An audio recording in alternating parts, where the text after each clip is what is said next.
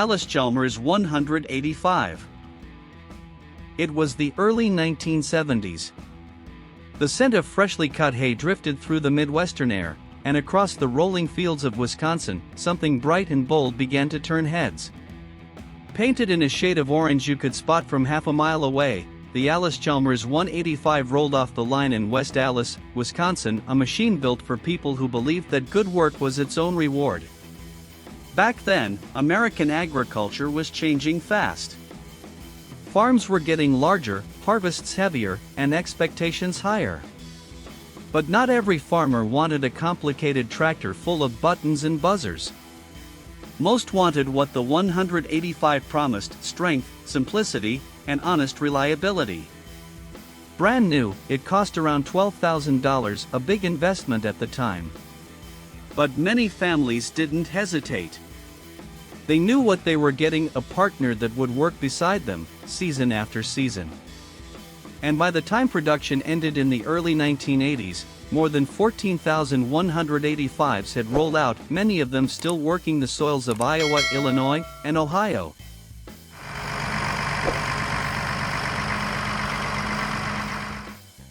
Under that long orange hood sat a 4-cylinder diesel engine putting out roughly 70 horsepower at the drawbar. No electronics. No sensors. Just pistons, fuel, and faith. The 8-speed transmission shifted with a firm, mechanical click, the kind of sound that told you this was real machinery. Farmers used to say the 185 talked back when you worked it hard. Not with complaints, but with a steady hum that said, "Keep going, friend, we've got acres yet to cover." Mornings began early. You'd pull the choke, turn the key, and listen as that diesel coughed to life. A puff of white smoke drifted out, a low rumble rolled through the barn, shaking frost from the roof. The steering wheel felt solid in your hands, steel and rubber worn smooth from years of chores. There was the smell of oil, dust, and sun-baked paint, the smell of home. As you eased forward, the engine settled into its rhythm, slow, confident, unhurried, a reminder that good things are built to last. The 185 was never fancy, but it was friendly. It didn't care about the size of your land or the shine on your boots. It just asked for a little care, and in return, it gave back decades of service. When something broke, you reached for a wrench, not a laptop. Parts were easy to find, repairs simple enough to do in the barn. And in a world that's only gotten faster, that kind of simplicity feels mighty rare. Across the heartland, fathers taught sons how to drive it. And those lessons weren't just about gears and throttle, they were about patience, balance, and respect for the soil beneath your feet.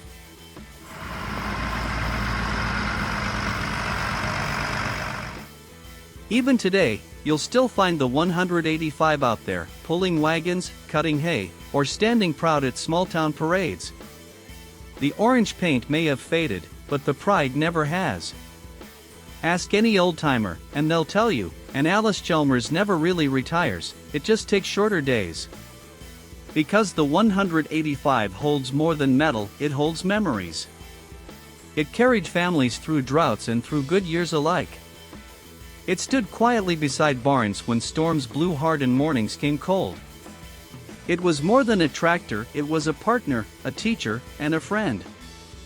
And in that soft light of dusk, when the fields glow gold and the air grows still, that orange silhouette on the horizon still feels like home. Good things are built to last. And some hearts are made of steel. Before the fields turned green with progress and comfort, there came a silver streak from Iowa. A tractor that dared to mix muscle with luxury.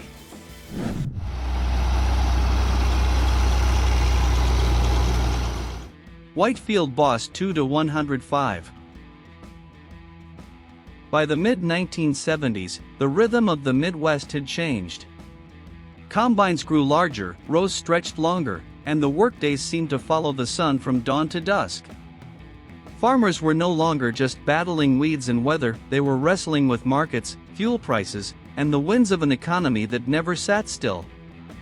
And out of Charles City, Iowa, rolled a tractor that understood the moment. Painted in silver and gray, polished like a promise, the Whitefield Boss 2-105. It wasn't just another machine. It was a statement, bold, modern, and proud. From 1975 to 1981, it stood as the pride of White Farm Equipment, a company forged from the old legends Oliver and Minneapolis Moline. Each name carried history. Together they built something that felt like the future. For farmers seeing that silver hood gleam beneath the summer sun, it was as if tomorrow had finally arrived.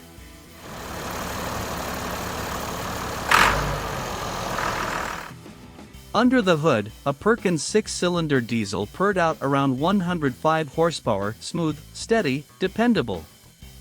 Strong enough to pull heavy discs and wagons from sunrise to sundown, yet quiet enough to hear your own thoughts inside the cab. And what a cab it was, enclosed, cushioned, sealed tight against dust and noise. For the first time, a farmer could close the door, switch on the AC, turn up the radio, and work in comfort, rain or shine. After decades of open-air grit, it almost felt like sin to be that comfortable. But the 2-105 never forgot what it was built for. Beneath its polished skin beat the heart of a workhorse. The transmission had that heavy, confident feel, mechanical honesty in every shift. Hydraulic controls moved like butter, yet had the strength to lift a plow clear out of stubborn soil. From its cast iron frame to its steel heartbeat, everything about it was built to endure.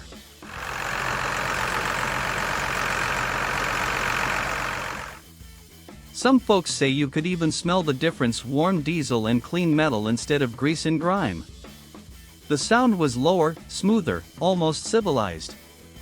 You'd lean back in the padded seat, one hand on the throttle, watching rows of soybeans glide by like soldiers on parade. The day might be long, but with the Field Boss, it didn't feel quite so hard. In small towns across Ohio and Indiana, the 2-105 became something of a quiet legend. Not because it was flashy, but because it respected the man behind the wheel. 10-12 hours in that cab no longer meant dust in your teeth or sunburn on your neck. It meant a job done right, with a little mercy built in. And when chores were done and the sun slipped low, that silver pane caught the last light and shimmered like moonlight on steel. Parts were easy to find, and its mechanical heart simple to understand.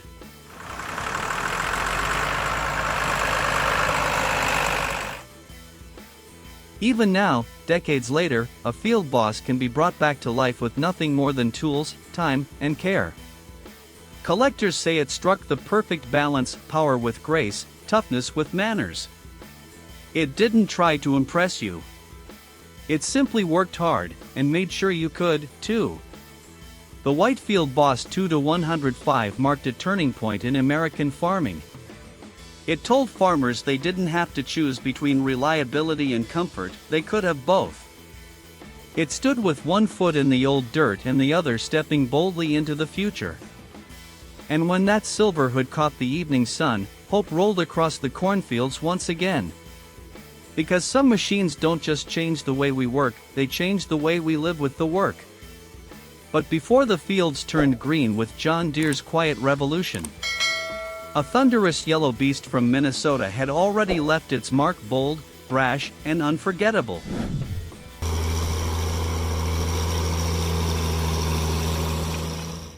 Minneapolis Moline G1000. The year was 1965, and the heartland was roaring. From the windswept plains of Minnesota, where wheat met sky in endless gold, came a machine that looked and sounded like no other: the Minneapolis Moline G1000. It wasn't quiet. It wasn't polite. It was a declaration, in bright yellow steel, that American horsepower still ruled the open field.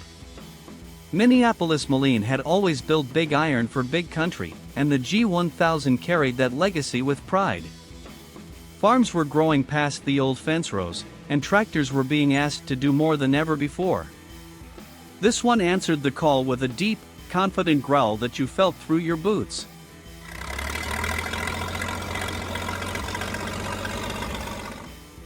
Under that long yellow hood sat a 504 cubic inch, 6-cylinder diesel engine, tuned for about 110 to 120 horsepower. It weighed nearly 5 tons, heavy enough to keep its tires biting through stubborn clay. Farmers used to joke that once you set it in motion, the earth itself moved to keep up. Climb aboard, and you'd feel the height of it, the seat perched above the horizon, the steering wheel thick in your hands. Turn the key, and the engine didn't start so much as awaken. A puff of gray smoke, a few deep coughs, and then that unmistakable whump whump whump that rolled across the field. You could smell the raw diesel mixing with morning dew, taste dust on the wind, and know you were about to spend the day side by side with a force of nature.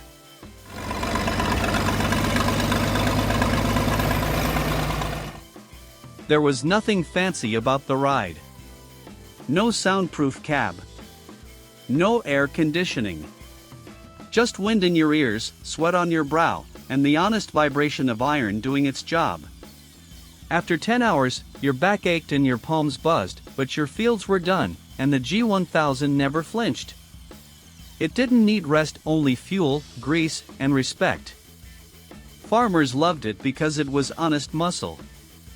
You could fix most of it with a wrench and common sense. Belts, pumps, injectors, all right there in the open, where a man could see what was wrong and make it right. That meant fewer lost days, fewer trips to town, and more faith that when morning came, the yellow giant would fire again.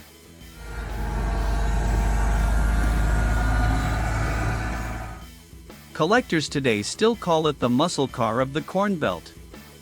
At county fairs, restored G1000s shine like trophies, each one wearing its working scars with pride, a dented fender here, a patched hose there, reminders of days well spent.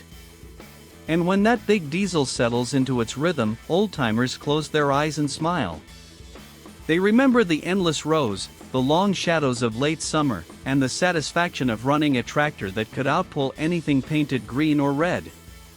The G1000 wasn't just a tool, it was a presence. It brought power to the plains and confidence to those who steered it. In a time when technology was just starting to creep in, this tractor stood tall and unapologetic, loud, loyal, and full of heart.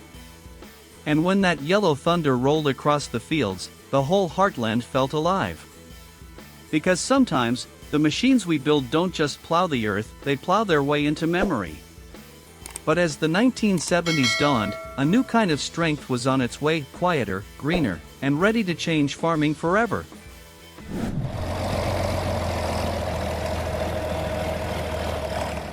John Deere 4430. It was 1973, and a new chapter was opening across America's farms. Fuel prices were climbing, the economy was tightening, and technology was beginning to creep into even the smallest barns. But amid all that uncertainty, one color still meant reliability: John Deere green. And from Waterloo, Iowa, came a machine that didn't just meet the moment, it defined it, the John Deere 4430. This tractor wasn't just another addition to the lineup. It was the face of progress, a symbol that comfort, power, and pride could live together under one iconic green hood. Built from 1973 to 1977, it became a farmer's favorite almost overnight.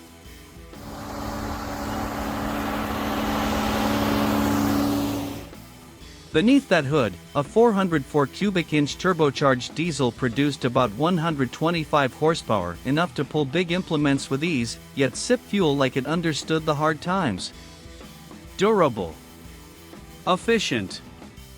Quiet. A new kind of muscle for a new kind of farmer. But the real revolution wasn't under the hood. It was where the farmer sat. For the first time, John Deere introduced the SoundGuard cab, a sealed, climate-controlled space that changed what it felt like to work the land. Gone were the dust clouds, the wind burn, the endless roar in your ears. Inside, the world was calm.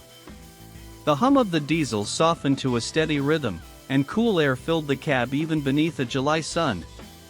12 hours of work no longer meant 12 hours of pain. Farmers could step down at dusk without ringing ears or burning eyes, just quiet satisfaction. And then there was the view. Wide glass all around, the leaping deer emblem right out front. Many said it felt less like a tractor seat and more like a command post. You could tune in the AM radio, catch the farm report or a Conway Twitty song, and still feel the heartbeat of the land rolling by outside your window.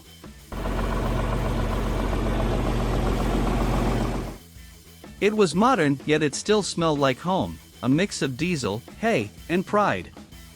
Every part of the 4430 was built with purpose. The power-shift transmission let you glide through gears with barely a pause. Hydraulics were smooth, steering effortless, maintenance simple. It was engineering that didn't need to shout, because 50 years later, it's still running. Across barns from Ohio to Kansas, 4430s still fire up before dawn, pulling plows, balers, and wagons with the same steady rhythm they had half a century ago. Ask any farmer, and they'll tell you it's not nostalgia. It's reliability. But the 4430 became more than a tractor. It became part of the family. Fathers passed them down to sons. Neighbors borrowed them in a pinch. And when one was finally parked for good, it didn't go to scrap, it went to the front of the parade. A green reminder of an era when America still believed the future was bright, and green was the color of hope.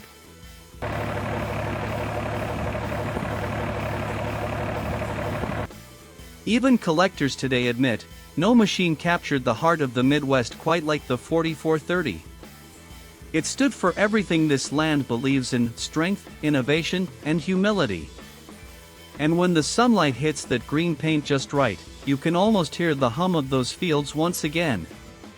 When the green paint gleamed in the sun, the heartland felt unstoppable. Because the 4430 wasn't just progress, it was pride, cast in steel and painted with faith. But before the engines quieted and the seasons turned, there was still one more legend: red, bold, and steadfast, a tractor that reminded every farmer what true loyalty looked like.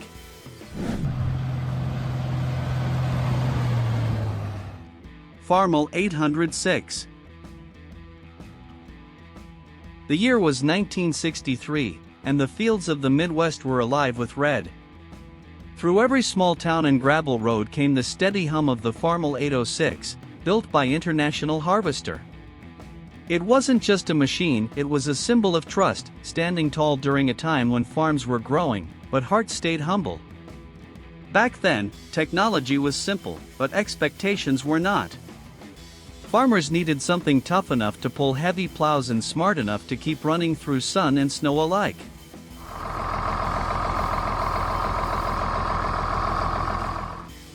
And the 806 delivered. It came with a 6-cylinder diesel engine, around 94 horsepower, and a torque amplifier that made shifting smooth even when the work got rough.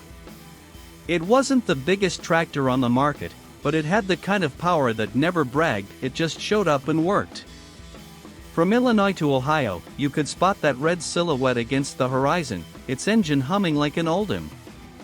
Started up on a frosty morning, and the exhaust would rise in slow blue curls. You'd hear that steady chuff-chuff-chuff echo across the barnyard, and the smell of warm diesel would mix with the scent of cut hay. The steering wheel was cool in your hands, the seat worn to the shape of 1,000 long days. It didn't pamper you, but it kept you company through every hour between dawn and dusk.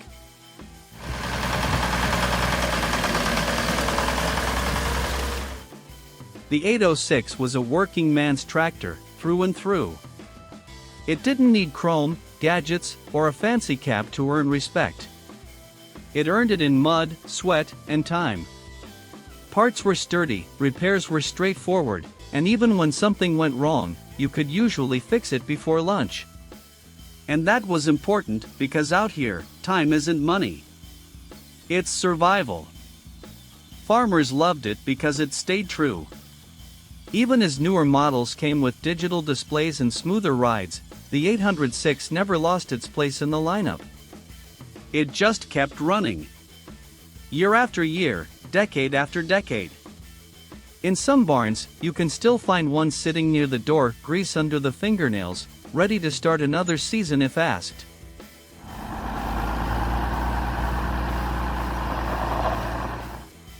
For many, the 806 isn't just a tractor. It's a memory.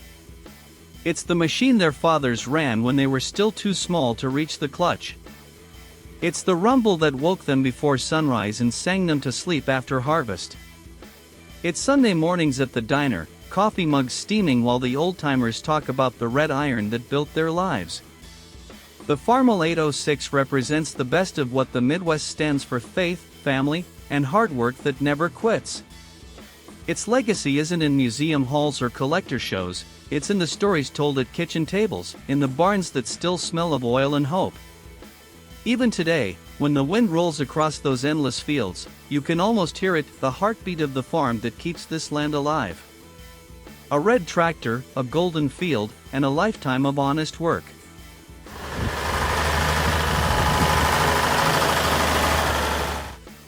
Five tractors. 5 colors. 5 stories from the heart of America. They weren't just machines, they were companions through drought and rain, through good years and lean ones. Each one built with the same purpose, to keep this land moving, and to remind us what pride feels like when it's earned by hand. If one of these tractors lived on your family's farm, share your story down below. Tell us which color ran through your blood: orange, silver, yellow, green, or red. And if these memories still make your heart stir, hit subscribe and join us again next week, as we bring more tales from America's fields,